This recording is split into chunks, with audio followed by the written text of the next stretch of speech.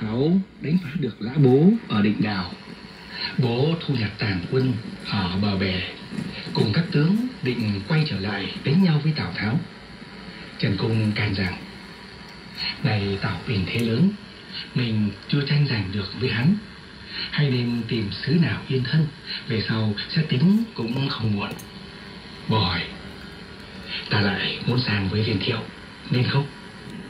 Cung nói: hay nên sai người sang Ký Châu, dò xem tình ý ra sao, rồi hãy đi.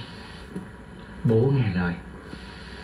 Bây giờ Viên Thiệu ở Ký Châu nghe thấy Tào Tháo đánh nhau với Lã Bố. Mưu sĩ của Thiệu là Thẩm Phối nói rằng: Lã Bố là một giống hổ sói, nếu hắn lấy được Viet Châu, tất sang chiếm cả Ký Châu.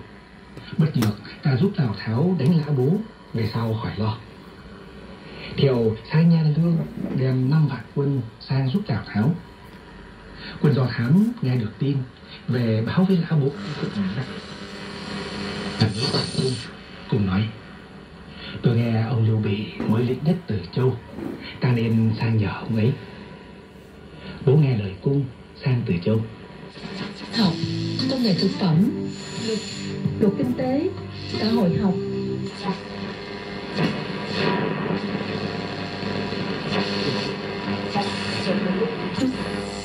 Hình thức vừa làm vừa học, đào tạo cách. Và đi thăm cánh đồng thiên, cánh đồng nổi tiếng những câu chuyện huyền thoại mờ mờ ảo ảo. Trong các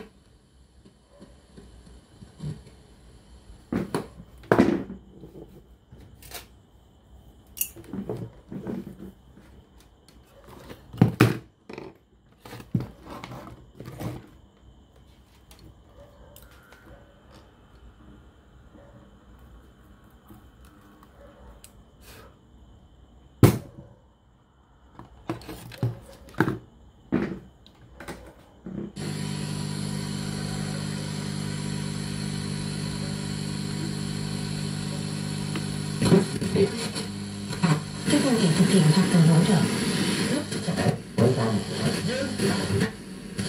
Chẳng nào, nhưng đáp lại chỉ có tiếng côn trùng rền rĩ triền miên và những luồng sáng xanh nhợt nhạt lạnh lẽo của bầy đom đóm. Chốc chốc lại lóe lên kéo dài trong không trung thanh vắng giữa một vùng đồng không bông quạnh.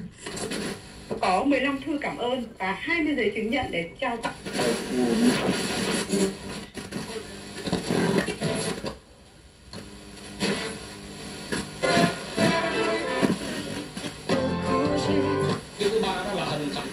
nghe.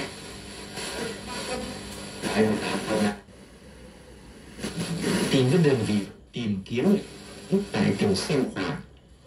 Chúng tôi phải quay về Việt Nam, đứng bên cạnh 15 chiếc linh cữu chứa xương cốt liệt. Merci. Merci beaucoup.